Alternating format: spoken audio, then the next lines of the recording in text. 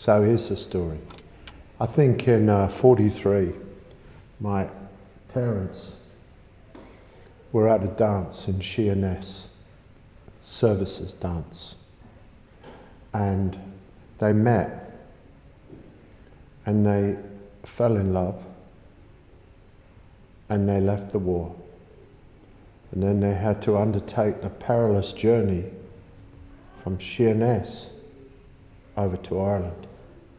It's not that easy, you know, because of all the activity in the Irish Sea and the vigilance too.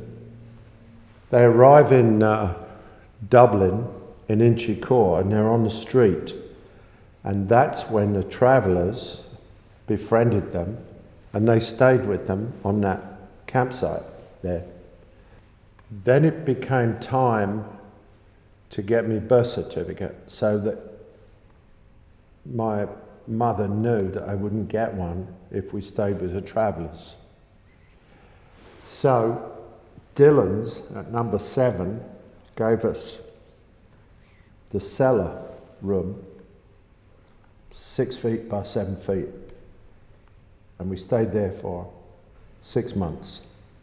And on my birth certificate it says traveller. Nice, huh? I mean, I can show it to you anytime you want to see it. I might have a copy of it in there. Maybe we can lay some claim to you now that it's on your birth cert that you're traveling. It's as clear as day in black and white on my birth certificate. Yeah. It says profession of father, traveller.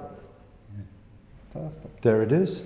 So we stayed down in the cellar for 6 months, and then, you know, you can't stay in somebody's house forever. So then we went back with the travellers again for about 6 months, I think. So in other words, the travellers were very hospitable to us, and I consider myself to be one of them. I'm very bonded. The people who just wanted to live free like people used to live before taxes, before, you know, sales tax, before passports, before censuses. The way the world was free. And the people that carried on living like that eventually got marginalized because there are all these fences everywhere. And people want to say, this is my land. Yeah. Even though everything's borrowed, including your body.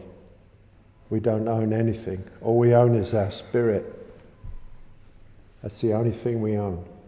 The rest is borrowed. And I've even made a painting called Traveller.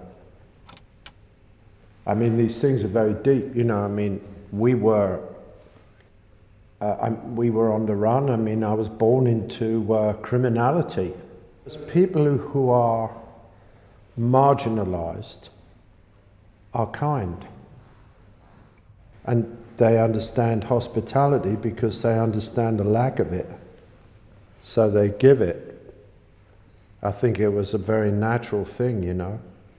And the travellers, you know, brought them in, particularly knowing that my mother was pregnant. My mother would walk across a field to the Golden Gate.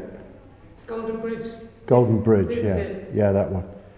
And they would feed her, which produced me, of course. The nuns fed your mother well. Yeah, they did. And that was in this house, Golden Bridge, and this was the nuns' chapel. Yeah, and this is where I was baptised. And I heard they used to have penny dinners in there. That makes sense. Yeah. Penny dinners. The only thing is that they didn't have a penny. So they wouldn't have been having the penny dinners. So when we crossed, that's when my memory kicks in.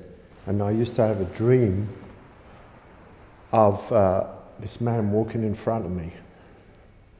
And I kept having this dream all the time. And it was foggy. And then my mother said, yes, that's the crossing. The ship lost its radio, and all the crew were walking up and down with poles and flashlights because the whole sea was full up with mines, and it was a very hazardous situation. So then I made this painting called Precious, and then I made another one called Precious, which is a little painting inside a big one. And the little painting, of course, was me.